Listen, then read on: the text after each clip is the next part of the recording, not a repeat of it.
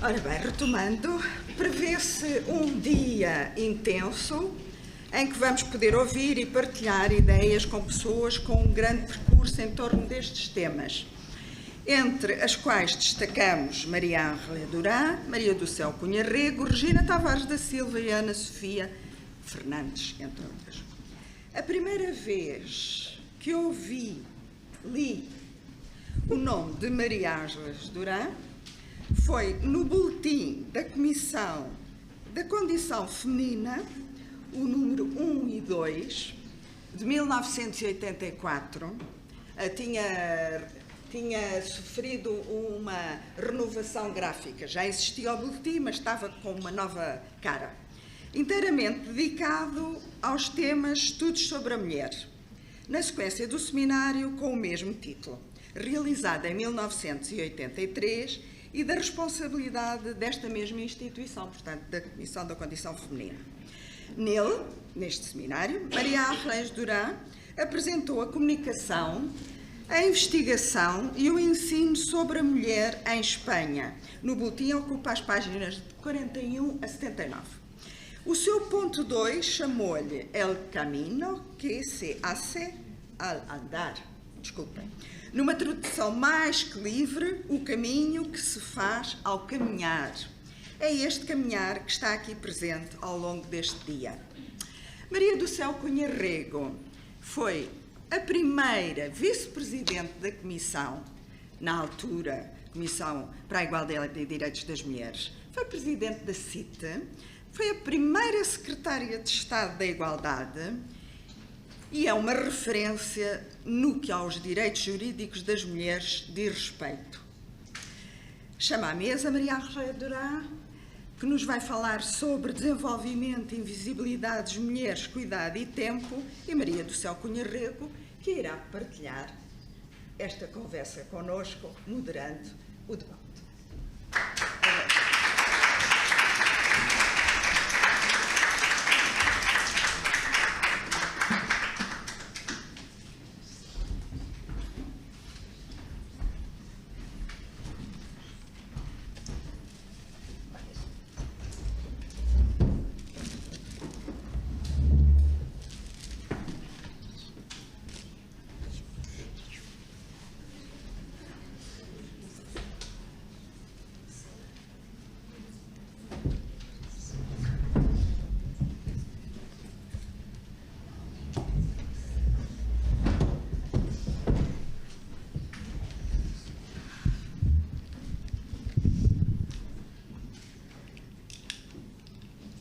Muito bom dia. Muito obrigada pela honra de estar aqui ao lado da Maria Ângela e por estar convosco nesta iniciativa tão interessante. Maria Ângela Durã é uma mulher valente e uma cientista brilhante e generosa. É doutorada em Ciências Políticas e Económicas pela Universidade Complutense de Madrid, realizou estudos de pós-doutoramento na Universidade de Michigan, foi investigadora em várias universidades na Europa, na América do Norte e na América do Sul. É doutora honoris causa pelas universidades de Valência, Granada, Autónoma de Madrid, La Rioja, Salamanca, Córdoba, na Argentina, e Nacional Autónoma do México. É autora de mais de 300 publicações, entre as quais os livros La ciudad compartida, El trabajo no remunerado en la economía global, Desigualdad social y enfermedad e La riqueza invisible del cuidado, nos quais nos propõe modelos alternativos de interpretar a riqueza e o desenvolvimento. Atualmente é professora investigadora ad honorem do Conselho Superior de Investigação Científica de Espanha e desenvolve intensa atividade como conferencista e colaboradora de organismos internacionais como a Unesco, a ONU Mulheres, a OMS, a Comissão Económica para a América Latina e o Caribe, em especial sobre a integração do cuidado na análise social e económica. Recebeu o Prémio Nacional de Investigação em Ciências Sociais, Económicas e Jurídicas em 2002 e o Prémio Nacional de Sociologia e Ciência Política em 2018, em reconhecimento pela sua trajetória de excelência profissional e académica. É membro da Academia Europeia de Ciências e Artes. Em Portugal, desde a década de 80, tem colaborado continuamente com entidades académicas e outras instituições públicas e privadas e, ultimamente, com o projeto O Valor do Trabalho Não Pago de Mulheres e Homens, Trabalho de Cuidado e Tarefas Domésticas, coordenado pelo SESIS e com a conferência do seminário final deste projeto, Intersecções 2, Igualdade entre Mulheres e Homens e a Educação para o Desenvolvimento, concretizado pela parceria alargada e heterogénea que importa felicitar. A próxima publicação de Maria Ángeles Durán é a sua autobiografia intelectual intitulada Una vida e 20 fragmentos. E agora, cara Maria Ángeles, é nosso privilégio agradecer-lhe os anos e anos de sucessivas intervenções pioneiras para a mudança estrutural pelo mundo fora, ouvi-la com atenção e respeito.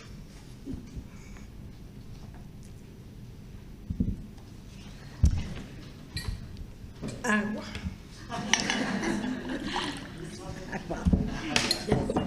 Obrigada.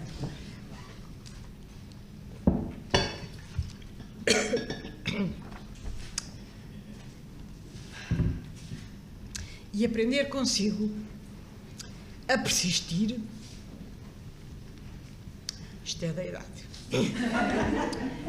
com rigor, coragem e gentileza para tornar melhor e mais feliz a vida das pessoas, qualquer que sejam o contexto e os limites.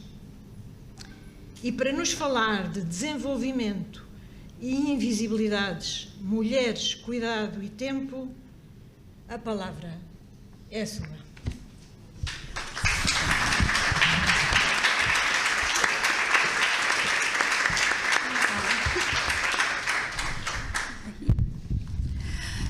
Bom dia. Estou obrigadíssima e cheia de lembranças. É um pouquinho também de nostalgia, porque o caminho se vai caminhando, né? É o meu caminho já tem um pouquinho de anos, um pouquinho. O momento de caminhar é um pouquinho mais devagar que era ayer. E também tenho um pouco de vergonha, porque não posso falar português. Sempre para mim é uma culpa, porque gostaria tantíssimo de falar português. É uma língua muito próxima. A minha família é raiana,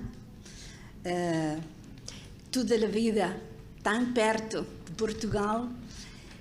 Sou tão admiradora da belíssima literatura em língua portuguesa e não sou capaz de falar em português. E mesmo tenho dificuldade para compreender se falam apressa.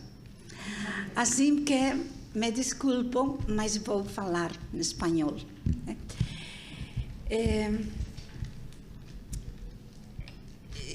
Depois de umas palavras tão bonitas que ha dicho Maria do Céu, e vendo tantas caras que conozco desde há 30, 40 anos, a metade do público aqui não havia nascido quando já estávamos trabalhando juntas. Así que é tão hermoso estar recordando todo o que hemos estado intentando hacer. Pero lo cierto es que no sé a quién han invitado hoy a venir aquí. Mi cabeza da vueltas, porque no sé si han invitado a la autora del librito, del año 74. Han invitado a la profesora emérita de hoy, o han invitado quizá a la mujer que está detrás de todo eso y que está pensando más que en ella, en sus hijas y en sus nietas que van a vivir hoy, mañana y el día de después. No sé si han invitado a una profesora española o han invitado a una mujer que siente que el mundo cada vez está con más intersecciones. Y yo ya no sé qué soy. Como decía María Toseu, mi próximo libro va a llamarse, es una autobiografía intelectual.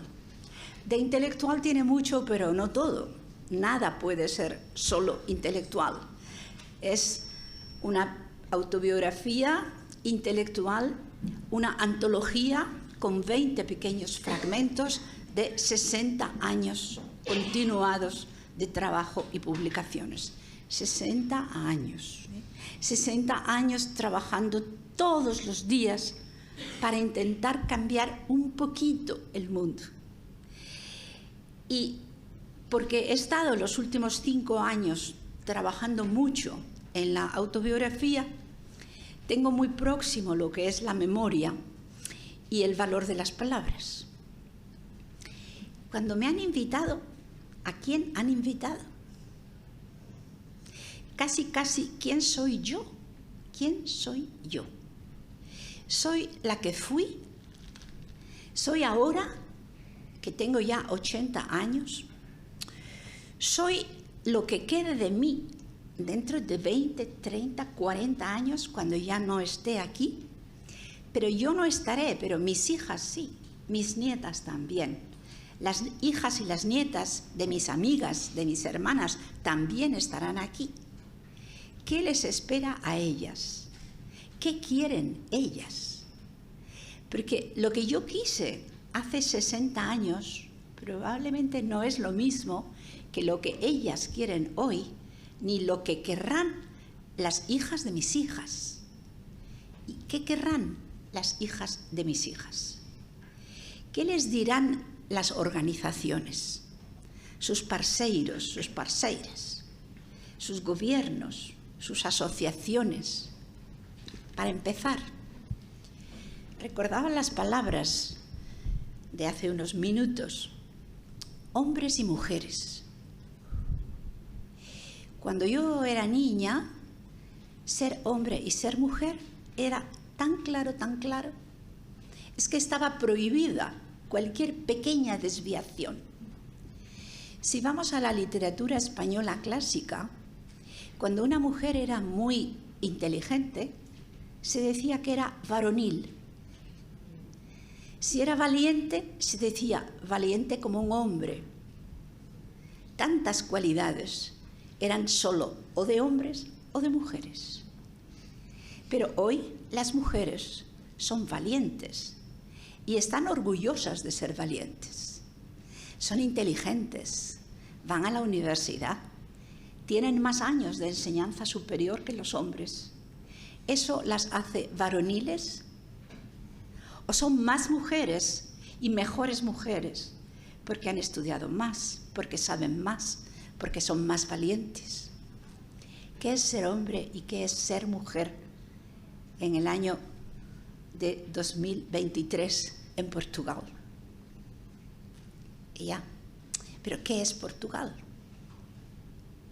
Yo creía, cuando era una niña, que España era el centro del mundo. No España, Madrid o Extremadura, eran el centro del mundo. Y después me he dado cuenta de que solo son un puntito, así de pequeño, en el mundo.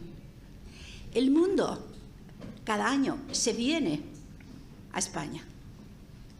España y el mundo, ya no sé dónde empieza el mundo y dónde empieza España. Cuando camino por las calles de Madrid, ya no veo españoles. En mi barrio, durante la semana, si voy caminando, 2, 3 de cada 4 o 5 personas no son españoles. ¿Qué es España? ¿Qué es Portugal? ¿Qué va a ser dentro de 20, 30, 40 años? Porque las políticas de hoy tienen que ser políticas para mañana, no para ayer. Tienen que ser políticas para dentro de 20, 30, 40 años. Antes se ha hablado de migraciones. Migraciones. Conocí en Atenas hace unos años un estudio de una gran empresa investigadora internacional. Hace todos los años, para un centro internacional de estudios sobre migraciones, una gran encuesta en más, ¿en qué rito? Sí, bueno, encuestas, en más de 100 países. El 16% de la población mundial quiere ir a vivir para siempre a un país distinto del que nació.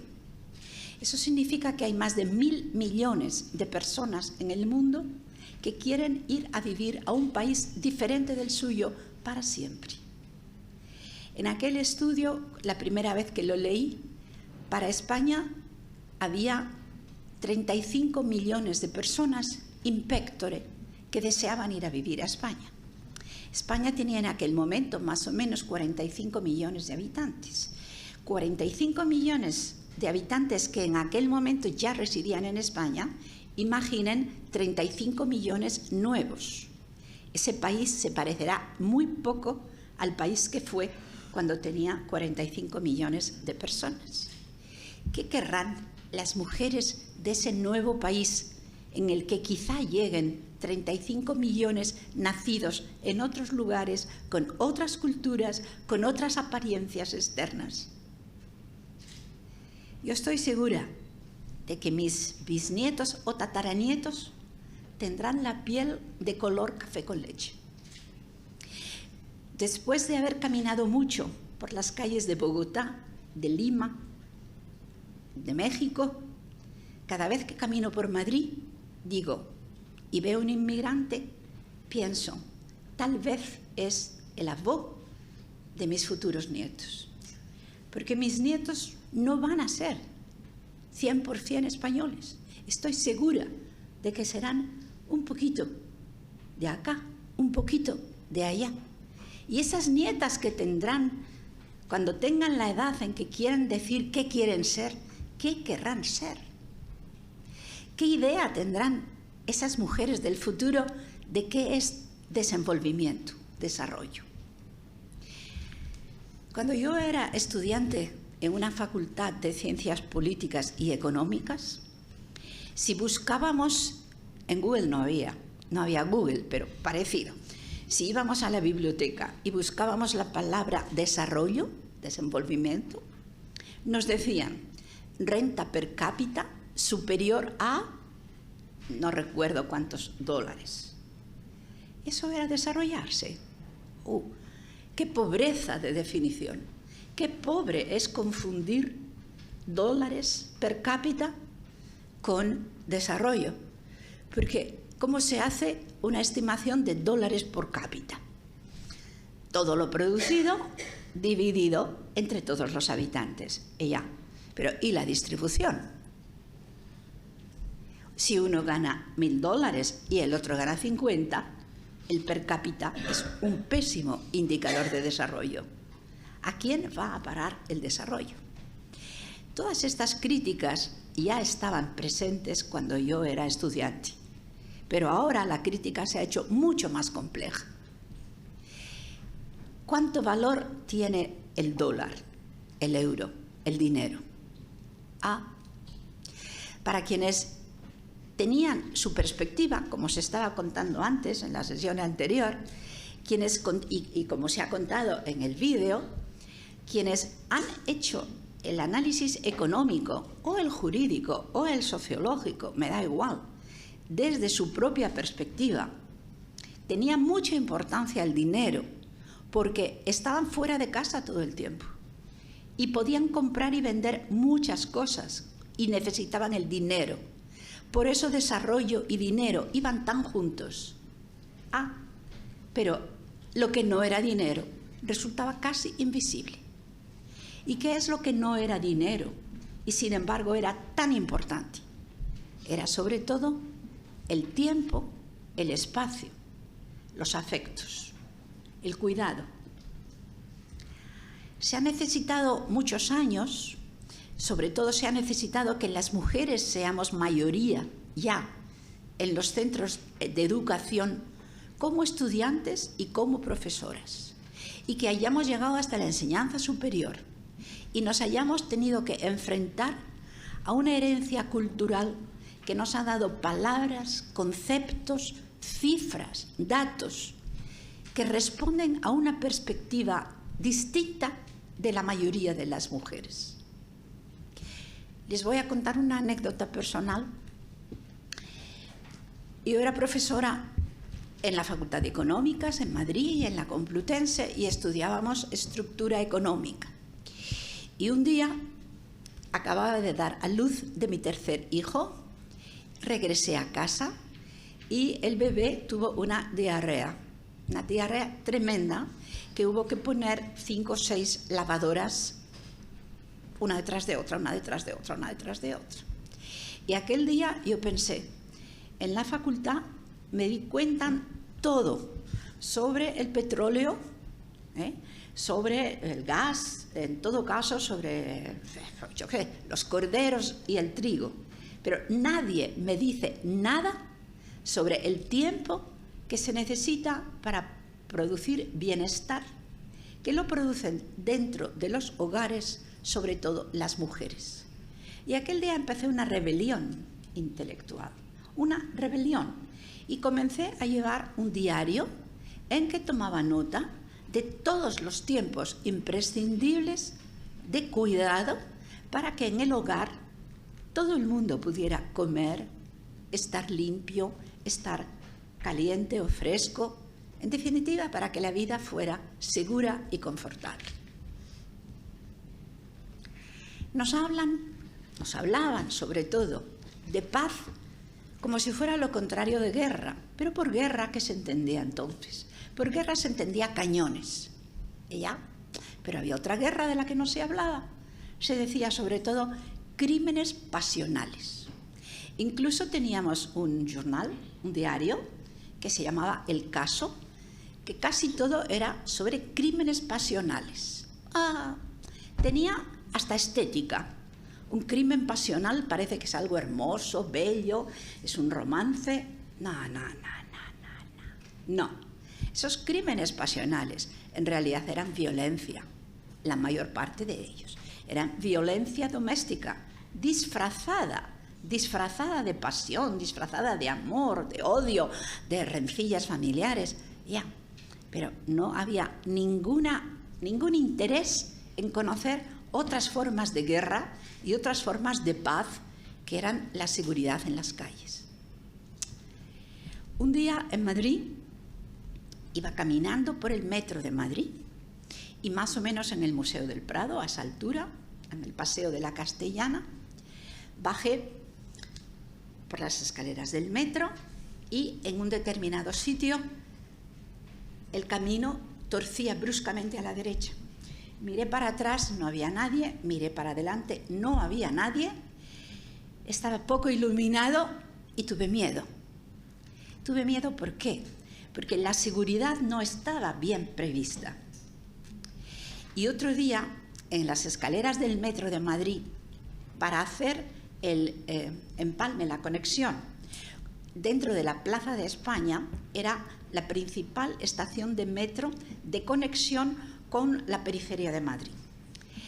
Yo estaba entonces, había estado embarazada hacía poco tiempo y las escaleras eran así. ¿Ven aquella escalera de allá? Imaginen esa escalera, pero así, como si fuera la bajada a los infiernos con Dante, pero sin Beatriz que me acompañara, ¿no? Entonces yo pensé, hace poco yo estaba embarazada. Cuando estaba embarazada, estaba así, no veía mis pies. ¿Cómo voy a bajar estas escaleras inmensas sin ver mis pies? Imposible, sin tener. Contraté a una fotógrafa, porque estaba escribiendo un libro, contraté a una fotógrafa para que me hiciera, si fuera posible, una foto de una mujer embarazada y de una mujer con un niño pequeño y de una mujer que acompaña a su padre anciano o de una mujer con 2 bolsas de la compra que ha ido a un supermercado más barato. Y la fotógrafa estuvo esperando pacientemente hasta que llegó una mujer muy, muy, muy embarazada, ¿no? ¿Qué pasó? La mujer llegó al principio de las escaleras, miró, se dio la vuelta y se fue. Entonces la fotógrafa subió y le preguntó a la mujer, ¿por qué se fue? Y dijo, oí un ruido detrás de gente que venía muy aprisa y tuve miedo de que me empujaran. Por eso me fui a ver cómo podía... Oh, bueno, esa fue otra historia. ¿Qué pasó? Que una nueva rebelión por mí que dio mucha fuerza a mis estudios sobre urbanismo. Las escaleras de Madrid de la Plaza de España se han cambiado y ahora, en lugar de ser así, que parecía la bajada al infierno, ahora son así, así, así, así. Es más complicado, pero es que era imposible prácticamente para millones de mujeres que utilizan como único transporte que pueden pagar el metro, contar con ese tipo de escaleras de comunicación. ¿Qué estoy queriendo decir con todo esto? Lo que estoy queriendo decir es que el desarrollo no es solamente la mejora en lo que producimos, sino cómo lo distribuimos y cuál es la calidad de todos los bienes que no se convierten en dinero, especialmente el uso del tiempo y el uso del espacio. Cuando empecé a escribir mi tesis doctoral, se llamaba El trabajo de las mujeres, y fui a la, entonces era única, sindicato. No, estaban prohibidos los sindicatos múltiples, solo había un único sindicato. Fui a la oficina de estadística y les pedí datos para el trabajo de las mujeres. La persona que llevaba esa oficina no era muy inteligente, porque de lo contrario habría mentido con más gracia. Y me dijo, así un poco apresuradamente, no tenemos datos porque aquí no discriminamos a las mujeres. Bien, vale. Tardaron nada más 10 años en llegar nuevos tipos de sindicatos, Comisiones Obreras, que estaba vinculada con el Partido Comunista, UGT, vinculada con el Partido Socialista, y otros sindicatos, ¿no? Una de las primeras reclamaciones de las mujeres líderes sindicales fue: queremos tener datos diferenciados por sexo, porque de lo contrario nunca podremos reclamar si nuestras jornadas, nuestras condiciones, nuestros salarios son o no bien. Ya, ese fue una conquista que llegó con éxito, pero cuando yo empecé a hacer la tesis doctoral no encontré ni un solo dato, ninguno, 0 datos sobre el trabajo que no se convertía en dinero. ¿Por qué? Porque quien tenía poder para decidir sobre qué se hacían las estadísticas eran sobre todo hombres que tenían un enorme interés en todo lo que se convierte en dinero. Y eso lo tenemos en toda nuestra cultura, porque está creada desde una perspectiva que no es la de la inmensa mayoría de las mujeres. El fundador de la economía moderna es Adam Smith, con un libro famosísimo a final del siglo XVIII que se llama La riqueza de las naciones. Bueno, para Adam Smith, que es el motor del pensamiento económico moderno inicial, cuando habla de una nación rica, es una nación que produce y vende más caro de lo que produce, o sea, saca dinero. Y él piensa que, por ejemplo, el trabajo doméstico, pero también el payaso o el juez, no son productivos, porque no venden y se vende más caro, no generan dinero. De modo que les estoy diciendo que en economía tenemos desde la mera raíz un sesgo fortísimo en las ideas que nos lleva constantemente a confundir lo que es el trabajo con el empleo. No es lo mismo trabajo que empleo. Tuvo que llegar el año 1995 para que Naciones Unidas, en la conferencia de Pekín, dejase claro que estamos haciendo mal el análisis socioeconómico, macroeconómico, porque estamos olvidando la mitad, un poco más de la mitad del recurso más importante de todos los países, que es el trabajo que no se convierte en dinero y que es fundamentalmente trabajo de las mujeres, trabajo dentro del hogar y trabajo de cuidado. Portugal ha hecho ya varias encuestas de uso del tiempo. En España hemos hecho varias. En América Latina se han hecho más que en España. Dentro de España, como está descentralizado, hay regiones o regiones autonómicas que han hecho más estudios que otras. El País Vasco es quien ha hecho más estudios. Llevan ya, me parece que van por la 6ª encuesta de empleo del tiempo. Bueno, cuando el Instituto Nacional de Estadística ha hecho una gran encuesta de empleo del tiempo, ¿qué es el dato fundamental que ha salido?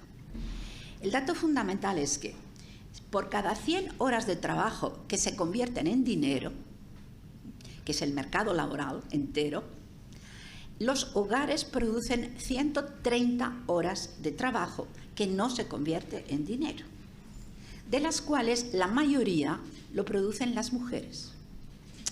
Yo vuelvo a pensar en mis hijas y en mis nietas y en mis futuras bisnietas. ¿Qué modelo económico y social van a querer? Porque hay algo muy claro. Los seres humanos no somos transparentes y no podemos estar en 2 sitios al mismo tiempo. Podemos, sí. Una vez visité el Parlamento español y caminando oía que había gente hablando por teléfono y estaban por teléfono cuidando el hogar. Es muy gracioso. Escuché, para mí el Parlamento es como el máximo de la patria, ¿no? Y escuchaba detrás de una puerta una voz que preguntaba: saca del congelador la pescada para la cena de esta noche. Bien, esa persona estaba en lo máximo de la patria, pero estaba pendiente del cuidado. Ahora, más allá del teléfono y ahora con el Zoom, puede estar incluso viéndolo, pero no puede ir mucho más allá. Mis nietas, ¿qué piden a las políticas públicas, pero también a sus compañeros de amor, sus compañeros de vida, sus amigas, su familia? ¿Qué piden del modo de usar su tiempo? ¿Conocen a alguien que nazca con un patrimonio de más de 24 horas diarias? ¿Conocen a alguien? Sea pobre, mediano, millonario, ¿alguien tiene más de 24 horas diarias? No, ¿verdad? Puede que si eres millonario tengas buenos médicos y consigas vivir más años, eso sí. O que si eres muy pobre, pues con la primera infección te mueres. O que el agua esté sucia, o que no haya agua. O que si hay un terremoto o una inundación, sean de mala calidad las presas o de mala calidad los edificios y te mueres. Eso sí, se puede arreglar con riqueza. Pero el día es democrático, absolutamente. 24 horas, no más. ¿Cómo queremos repartir nuestro capital de 24 horas? Multiplicado por 365. Yo he estudiado cuántas horas extra hacen las mujeres españolas a lo largo de su vida respecto a los hombres españoles. Hacen más de 1 hora diaria durante toda su vida. Si esto se suma por la media de los años, que ahora son 83 años para las mujeres, es tiempo suficiente como para estudiar 5 carreras universitarias. Una mujer analfabeta en una aldea perdida podría tener, ¿cómo se llama esto? Birrete en España, de oro, porque podría ser licenciada en Derecho, en Medicina, en Farmacia, en Historia, solamente con el tiempo que ha dedicado a cuidar, básicamente, sin conseguir una remuneración. Pero esa mujer, cuando sea anciana, como no habrá cotizado a la Seguridad Social, no tendrá una pensión. Será pobre y solo podrá sobrevivir día a día si los demás, por caridad, por cariño, le dan un dinero. Porque su pensión, 1/3 parte de las mujeres españolas no tiene ningún ingreso propio.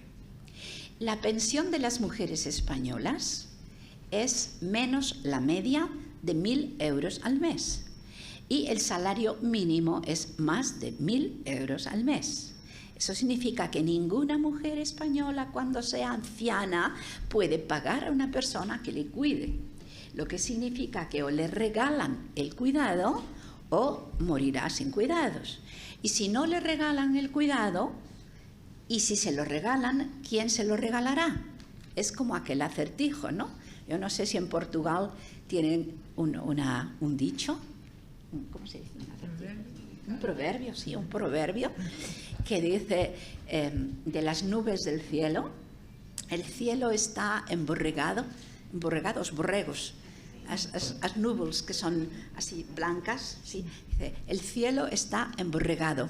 ¿Quién lo desemborregará? El desemborregador que lo desemborregare, muy buen desemborregador será. Es un trabalenguas, ¿no? Es un trabalenguas. Pues yo pienso, las mujeres no tienen pensión.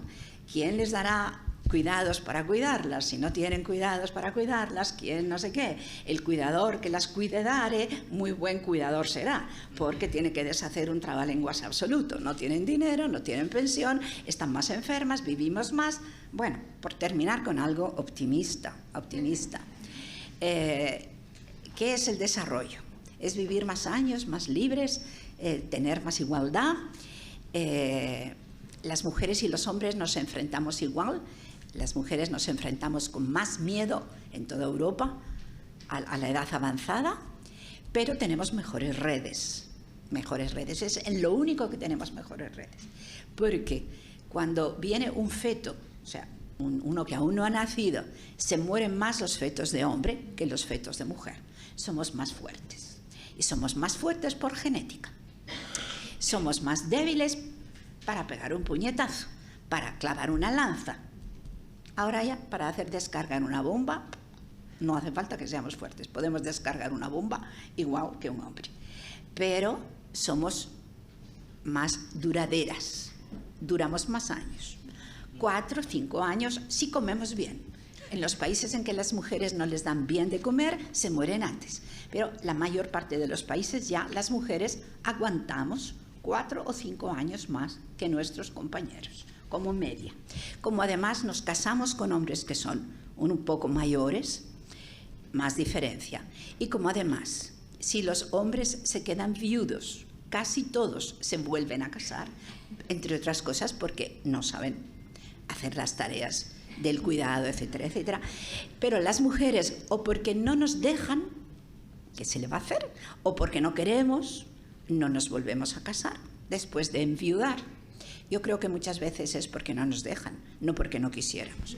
Pero el resultado es que cualquiera de las mujeres que está en esta sala tiene una altísima probabilidad de sobrevivir 10 años al hombre que fue su compañero de vida.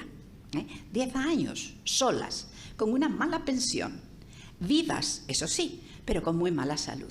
Porque el precio que pagamos las mujeres por vivir más años es tener una morbilidad mucho más alta que los hombres. Así que siempre un poquito enfermas, pero vivas. Y vivimos muchos años. Lo que significa que para la seguridad social, y no digamos ya si es una seguridad privada, somos muy costosas.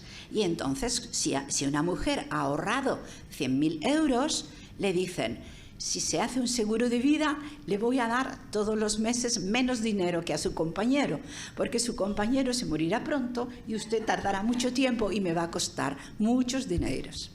Así que, bueno, en resumen, tenemos que hacernos visibles. Pero hacerse visible no solamente es cambiar una ley, que es lo primero que se hace naturalmente. Si hay una ley discriminatoria que dice las mujeres no pueden hacer, todos los avances feministas, lo primero, lo que ya está escrito, borrarlo si es en contra. Pero lo difícil ya no está en quitar lo escrito, que eso casi siempre, aunque solo sea por quedar bien, ya está borrado. O sea, las discriminaciones ya prácticamente, pues la CEDAW, en fin, todos los organismos, es raro el país que se atreve ya a mantener por escrita una discriminación flagrante. Pero queda todo lo demás. Queda el tiempo, queda el espacio, nos queda el inconsciente. Y yo agradezco que ayer, cuando venía del autobús y amablemente me había ido a buscar Natividad, ya le venía contando que me interesa mucho el arte. Ya estuvimos hablando de pintoras portuguesas, novelas relacionadas con el arte. Pues una de las maneras más importantes, y aquí creo que hay bastantes mujeres docentes o formadoras de docentes, aprendemos visualmente y de modo inconsciente. Y el arte juega ahí un papel fundamental. Yo solo les digo que piensen, por ejemplo, una pintura que a mí me gusta mucho es La Anunciación de Fra Angelico. En el Prado hay una bellísima, pero hay en muchos países. La Anunciación de Fra Angelico. En la parte de arriba de la pintura están Adán y Eva siendo expulsados del paraíso. ¿Quién tuvo la culpa? ¿Quién tuvo la culpa? ¿Quién tuvo la culpa? Que no oigo nada. Eva. Bueno, aprendemos Eva desde el inconsciente. Aprendemos mucho más con el inconsciente que con el consciente. ¿Cómo conseguimos sintetizar planes de desarrollo y un inconsciente que hemos creado 2000 años, 3000, 4000, 1 millón? ¿Cuántos años acumulando un inconsciente que nos hace creer en tantas ocasiones que somos débiles y que debemos estar subordinadas?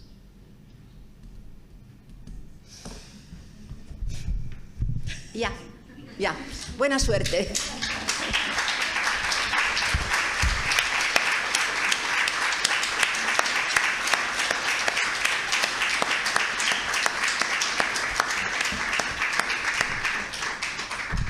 Pues muchísimas gracias, María Ángeles.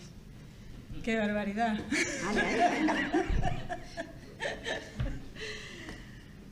Vamos, também já começamos mais tarde, portanto penso que a organização permite um pequeno deslize.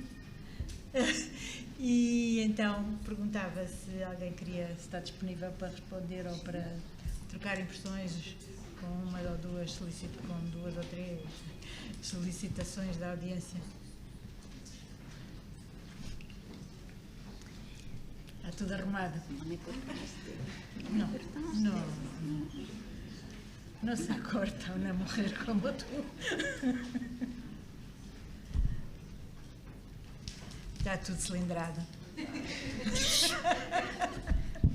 ¡Qué horror! Ya caímos no metro. Ya caímos na escada do metro.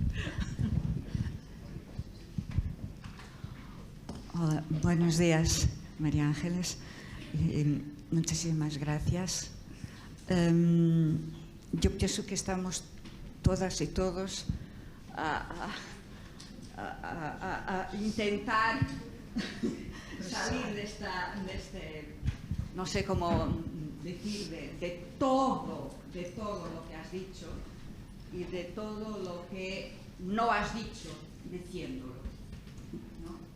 Y muchísimas gracias por eso, una vez más.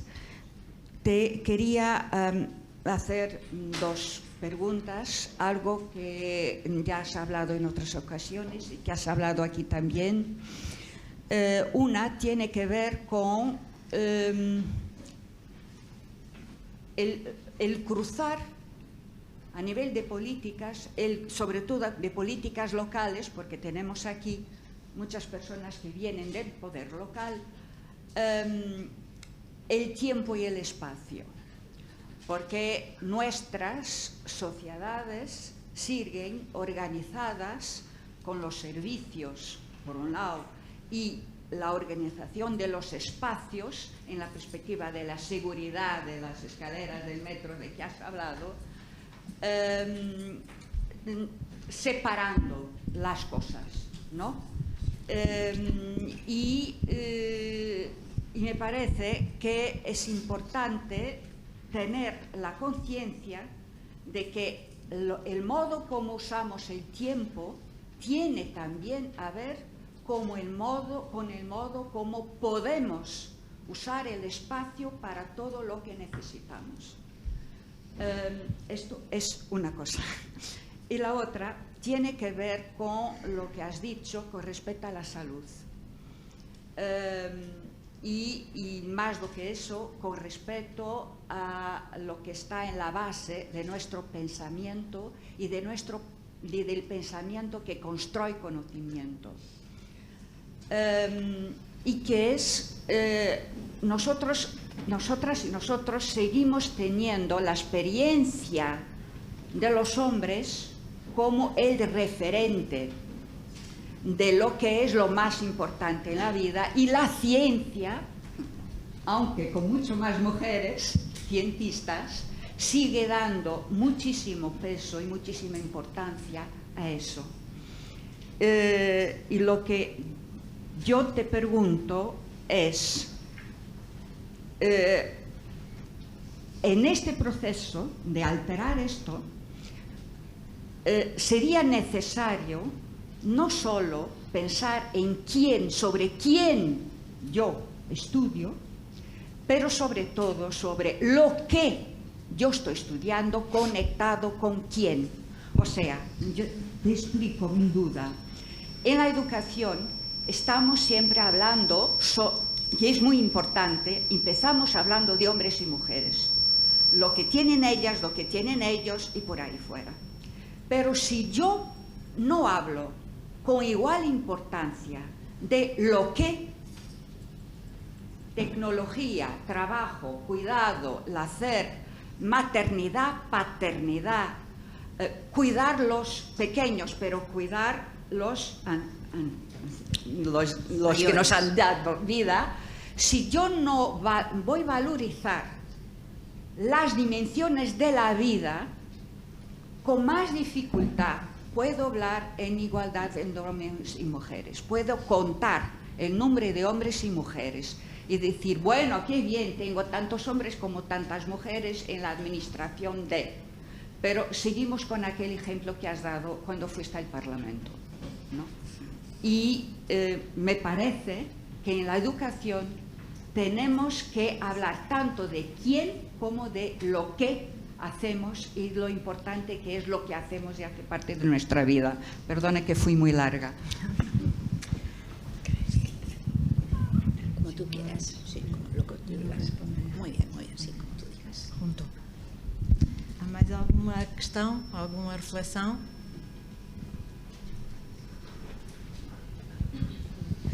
Então, muito obrigada. Acho que há aqui uma primeiro, não é?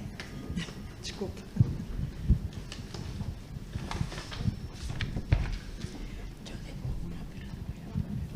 Muito obrigada, antes de mais, pelas suas palavras. Relativamente ao que abordou sobre conceito de desenvolvimento e formas de o estudar, nomeadamente indicadores, e relativamente ao que abordou como base de rendimento per capita, largamente ultrapassado, como também todos sabem aqui na sala, suponho. Mas eu, concordando com o que referiu da importância de termos outras dimensões para aferirmos o que é desenvolvimento, não gostaria de deixar de colocar a questão que, ao longo de décadas, e se considerarmos, por exemplo, o Programa das Nações Unidas para o Desenvolvimento, o PNUD, uma grande evolução tem havido na tentativa de apresentar também outras dimensões, para além das questões meramente económicas, e também aí tem havido uma grande evolução nos últimos relatórios, no sentido de desagregar os dados relativamente a homens e mulheres, para além de outras dimensões que também lá estão, natureza mais qualitativa. E também, se passarmos para o campo do Eurostat ou da própria OCDE, também aí, ligado a outros conceitos da qualidade de vida, há dimensões da qualidade que também estão. E, portanto, parece-me que nós deveríamos considerar outras dimensões que não estão, como algumas que referiu, mas gostaria também de ter um comentário seu relativamente ao que tem sido também toda essa importância de organismos internacionais que também nos permitem pensar para além da nossa esfera nacional e também até muitas vezes estabelecer um pensamento mais no sentido planetário, global, para a realidade de países tão diversos. Obrigada. Última questão. Estamos um bocadinho atrasados e também não... Então, Bem depressinha, prometo. Então, a minha questão, eu estava a ouvir a Maria Ângeles e a pensar o quanto nós temos que fazer este esforço quando estamos a lutar pelos direitos humanos das mulheres, de fazer esta ligação à vida, de sermos capazes de falar das escadas, da pescada no frigorífico, de sermos capazes de falar das ruas escuras, porque torna absolutamente evidente, visível, de que é que estamos a falar quando falamos das assimetrias e das desigualdades. Estava a pensar que este é um caminho que temos mesmo que seguir. Eu tinha uma questão que trazia, que tem a ver com o uso da expressão, do conceito de cuidado, que se tornou nos últimos anos muito mais corrente. Quando começamos a ouvir a falar de cuidado pelo próprio mercado, eu fico sempre assim um bocadinho reticente em relação a isto, com medo que tenha havido uma apropriação abusiva, digamos assim, que se esteja a esvaziar, a despolitizar este conceito que nos é tão caro. Gostava de ouvir sobre isso, se isto corresponde a uma evolução ou alguma coisa que tenhamos que estar particularmente vigilantes. Obrigada.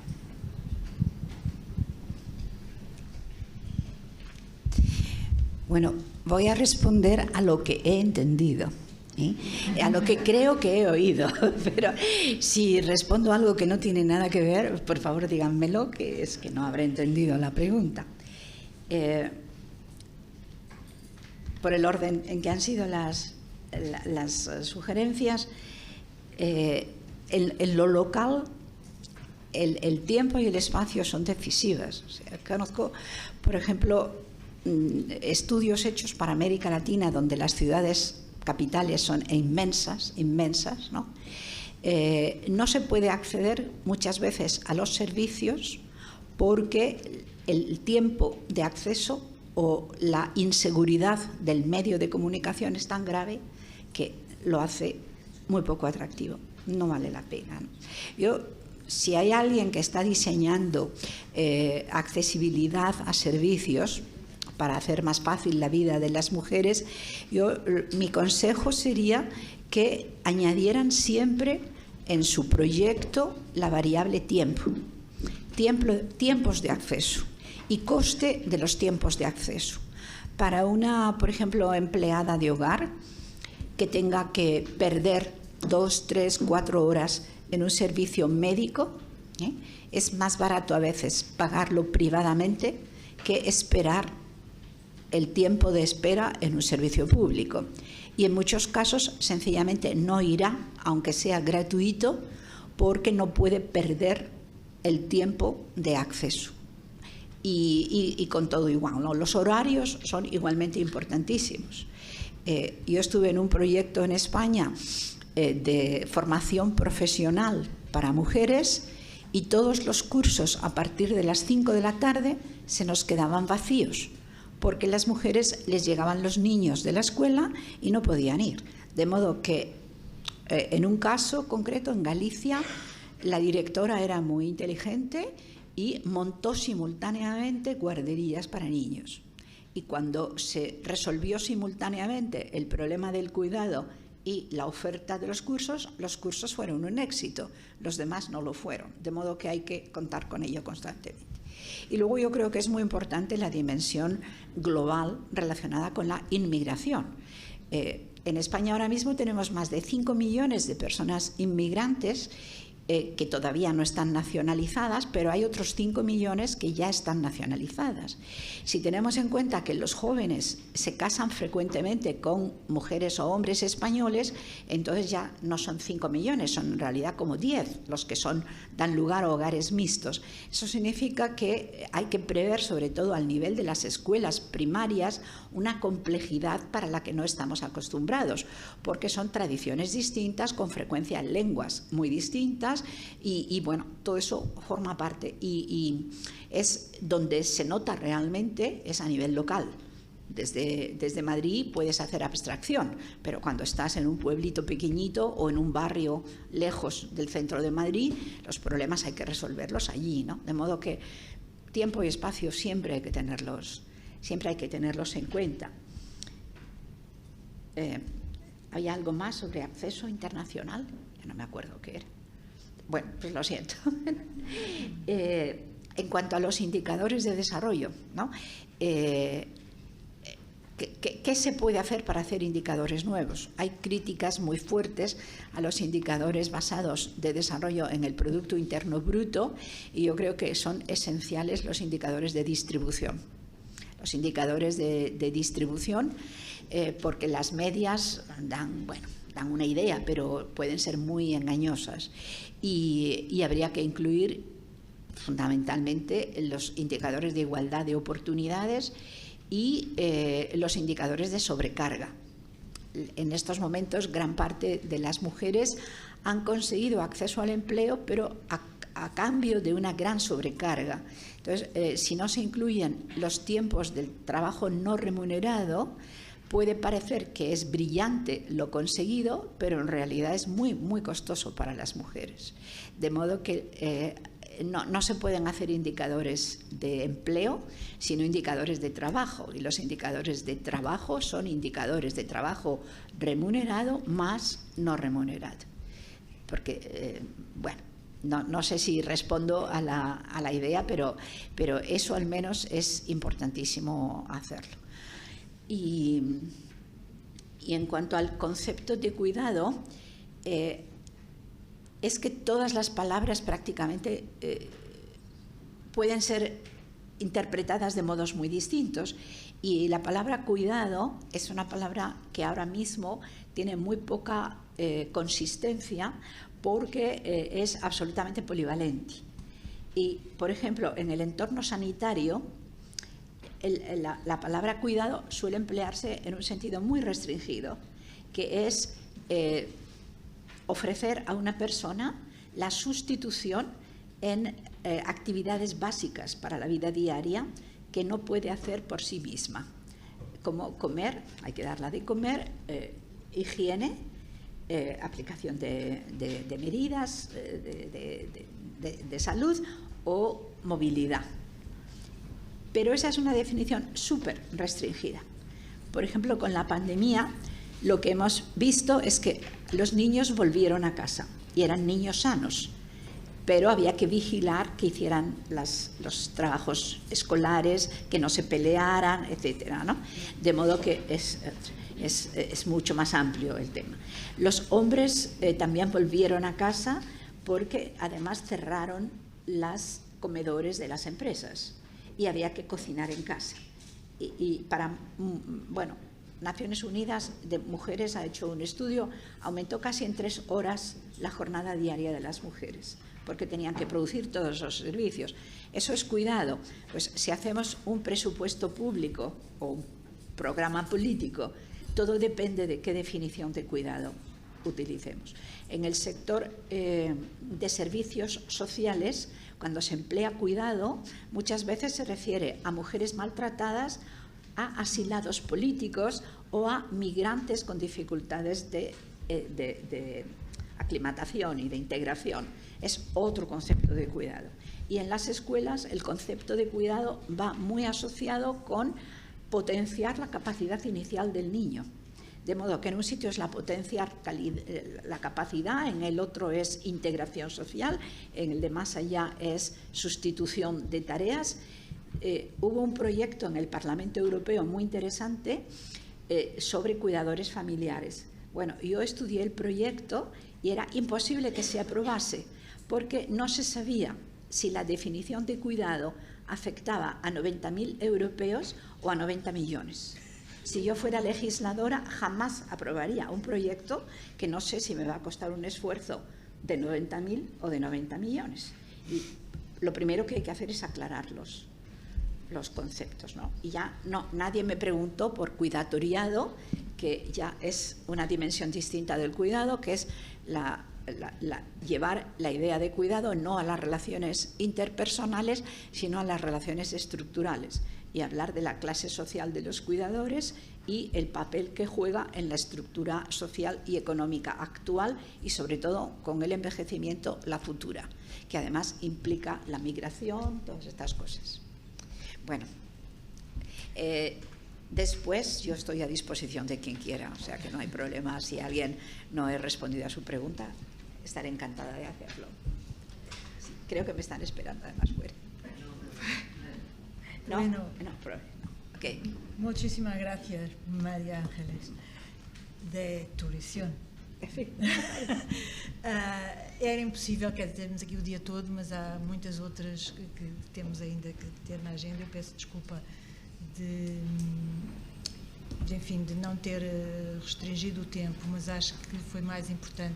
Nós não temos a bênção de ter a Maria Ángeles connosco, assim ao lado e à disposição, como com outras pessoas que estão nesta Assembleia. Penso que a gratidão de todas nós, que agora lhe transmito, vai de certeza ter efeitos no nosso futuro pessoal, profissional e na nossa maneira de estar na vida. Muito obrigada, Maria Ángeles.